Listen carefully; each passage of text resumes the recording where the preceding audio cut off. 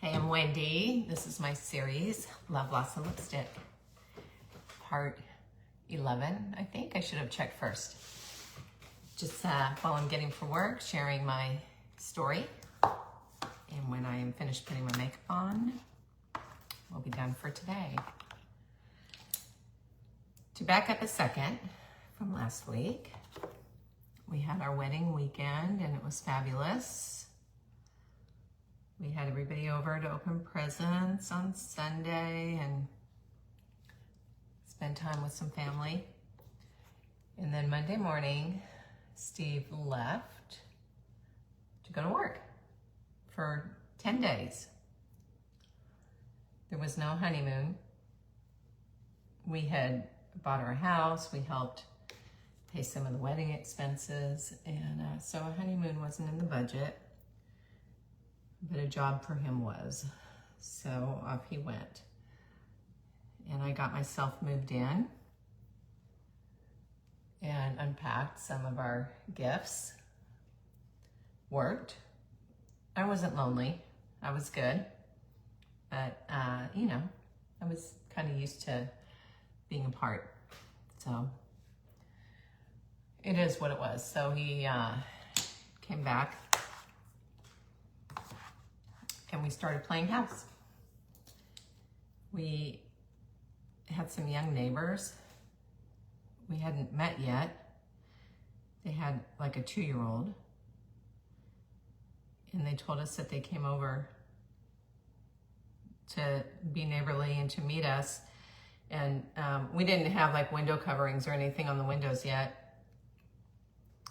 There was a window by the front door. Actually, they could see into our family room, and I guess Steve and I were making out on the couch. And they didn't even knock, and the wife is like, oh my gosh, let's go. And the husband's like, no, let's stay. But anyways, it was kind of embarrassing, but we were newlyweds. And we did end up meeting. They told us the story, so yeah, that was a little bit awkward, but all good. We were young. Anyways, so Steve got his pictures developed from the shoot that he had been on and wanted to show me every detail. He was really excited with how it all went. And so there was pictures of the set and of the crew and of the equipment and all the pictures. And he was telling me about everything. And then I mentioned this part last week, but in case you didn't see it, he showed me a picture of one of the crew girls, Patricia. I remember her name all these years later, 38 years later. Patricia sitting on Steve's lap. And I'm like, oh. And he's like, oh, it's nothing, it's nothing. Well, maybe it was nothing for him, but it really kind of pissed me off. He said, don't get weird. We lived together 24/7 for 10 days and you become, really close. I'm like, okay, that's not making me feel better because basically you lived with her longer than you've lived with me as my husband. So no, that doesn't make me feel any better.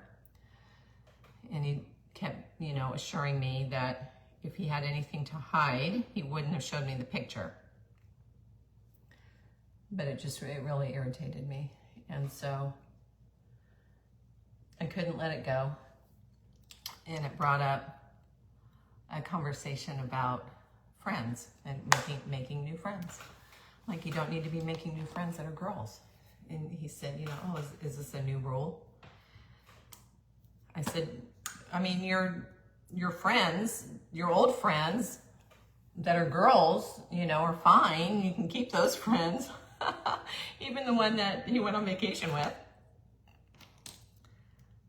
I said, but I'm not out making new guy friends. And I had a lot of guy friends. And so he brought that up, that you have so many guy friends. And I'm like, I've known these people forever. I've gone to school with them forever. It's different. I'm not out making new friends who are guys, and I don't appreciate you going out making new friends that are girls. We went round and round. we weren't going to agree on that, but am I wrong?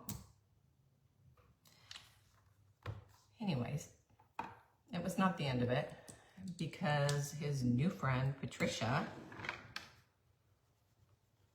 her car broke down on the freeway, and so she called Steve to come help her. Now, she lived on the other side of town, like where Steve lived when we first started dating, about an hour away. So she called Steve to come help her. And he did.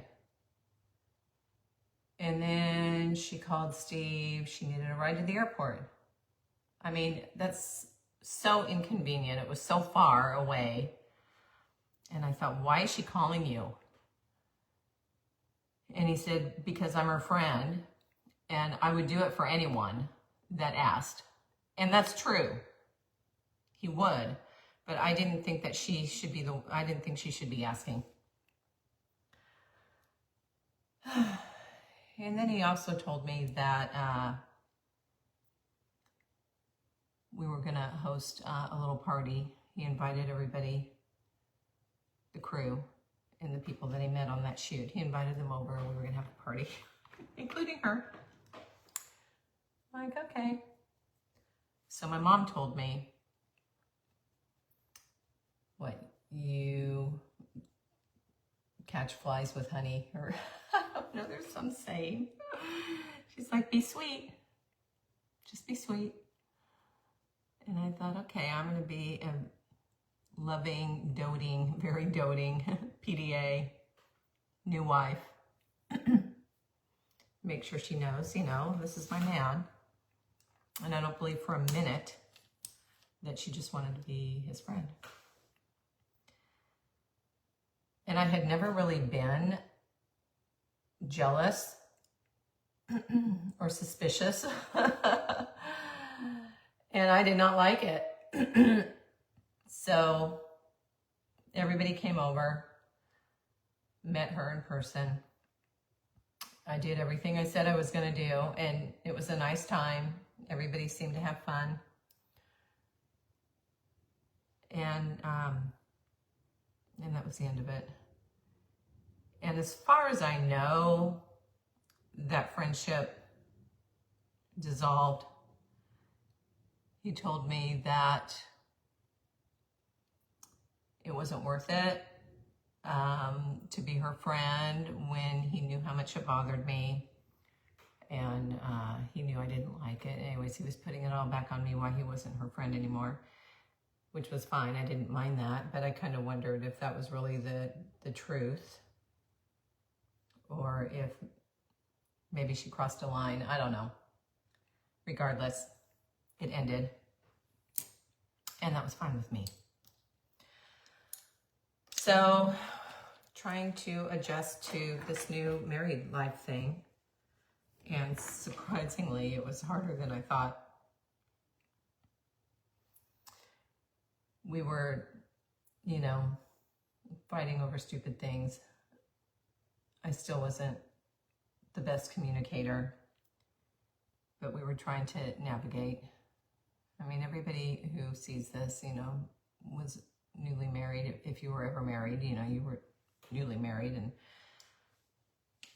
it's not always as easy as it sounds. But at the salon I worked at, our owner would bring in speakers. We would have a salon meeting, and maybe a speaker or a hairstylist or somebody would come in to do a demo or something.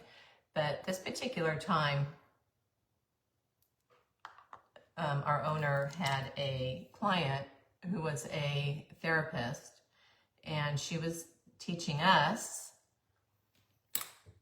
how to be good listeners and communicate, because as a hairstylist, we, our clients tell us a lot of things, and it's important to be a good listener, and, it's a good skill. And I thought, oh, this is perfect. And the lady also, in closing, she said, I'm available if anybody ever wants to meet personally. And she gave us her card. And I thought, you know what? I think I'm going to reach out and make an appointment because I'm a little bit on the struggle bus. So I went to see her, told her what was going on, and she kind of circled it all back around to losing my dad so young. The only man I ever loved left me, and that I had this fear that Steve would leave, because if you remember, he was my first love. So maybe that was true, but the way I was going about it, you know, I could have sent him running. But anyways, so we had a few sessions, and she suggested that he come with me at some point soon. And I said I didn't know if he would, because, you know, guys in therapy sometimes aren't really willing. And she said, you know, it's in how you ask. She said, if you say, I need you to come with me, if he loves you, he will. If you need him to do something for you, he'll do it. And sure enough, he did. I'm like, I really need you to come with me. He said, okay. So we went and we talked about what was going on, my jealousy and my suspicions, and the hard time that I was having, and the fact that I didn't really know how to communicate. I felt like if I told him how I felt about something, if it had to do with him, he would get mad. So for me, it was better to just not say anything. And of course, that wasn't good. So I feel like we really got lucky. I mean, we were just married, and we ended up in marriage counseling. And we learned some tools that helped us throughout our whole marriage. And that was really such a gift. I feel like every young married couple should go to counseling. But so she taught us how to communicate effectively. Things like, and these were things that we were on board throughout our marriage. So things like never starting a conversation with you. You always, you never, you, no, you know, she said, it's just like you're pointing the finger, you're placing blame, you're not going to get anywhere because your partner is going to be on the defensive from the get-go. And so turn it back on yourself, of course, and start with I feel. Feelings are valid. You don't have to agree. All you have to do is listen. And so when you start with I feel, and then, you know, your partner can't really argue with that because you feel the way you feel. And they can apologize and say, wow, I'm sorry you feel that way. And that's not admitting any guilt or taking any blame. It's just confirming maybe, you know, that you hear what your partner's saying. So that was super helpful. And the fact that we both were on board, you know, and then there was never any name calling and being disrespectful to your partner is never going to end well, and you can't take the words back. And so that too, you know, we never called each other names out loud. I guess I should have added that. And then, of course, never hanging up. Those were the days when you could slam the phone down. So never hanging up on your partner. I mean, it was okay to say, I don't want to talk right now, but you always say goodbye.